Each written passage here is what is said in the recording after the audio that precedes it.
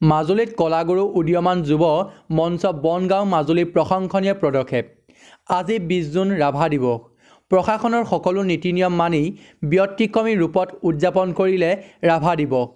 পুৱা বিষ্ণুপ্ৰসাদ ৰাভাদেৱৰ ফটোত বন্তি প্ৰজ্বলনেৰে আৰম্ভ কৰি তেওঁলোকে দায়িত্বত থকা বহুকেইজন আৰক্ষী প্ৰশাসনৰ লোক, দায়িত্বত থকা কেইবাজনো সাংবাদিক আৰু দায়িত্বত থকা কেইবাজনো বেংকৰ লোক আৰু চিকিৎসকৰ লগত জড়িত কেইবাজনো লোকৰ লগতে মাজুলীৰ জিলা আৰক্ষী অধীক্ষক মহোদয় আৰু উপায়ুক্ত কাৰ্যালয়ত উপস্থিত থকা কেইবাজনো কৰ্মচাৰীক অসমীয়া স্বাভিমান গামোচাৰে সম্বৰ্ধনা জনায়।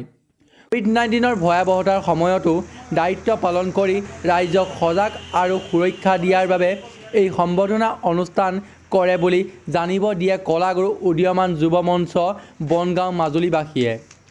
আজি 20 জুন ৰাভা দিৱস আৰু এই ৰাভা দিৱসৰ লগত সংগতি ৰাখি আমি কলাগুৰু উদীয়মান যুৱ মঞ্চ বনগাঁও মাজুলীয়ে মাজুলীৰ বিভিন্ন প্ৰান্তত কৰ্তব্যৰত অৱস্থাত থকা আৰক্ষী প্ৰশাসন আৰু জিলা প্ৰশাসনৰ লোক, সাংবাদিক কৰ্মী আমি তেখেতলোকৰ কাষলৈ গৈ আমি এক সম্বৰ্ধনা অনুষ্ঠান আয়োজন কৰিছিলোঁ। কিয়নো তেওঁলোকে কোভিড-19ৰ সময়ত ৰাইজৰ কাৰণে যথেষ্টখিনি কৰি আহিছে। তেওঁলোকে নিজৰ ঘৰ দুৱাৰ এৰি কেৱল ৰাইজৰ স্বাৰ্থত নিজৰ দায়িত্ব পালন কৰি আহিছে। সেয়েহে আমি তেওঁলোকক অকণমান মৰম দিবৰ কাৰণে, অকণমান সম্বৰ্ধনা জনাবৰ কাৰণে তেওঁলোকৰ কাষলৈ আমি গৈছিলোঁ।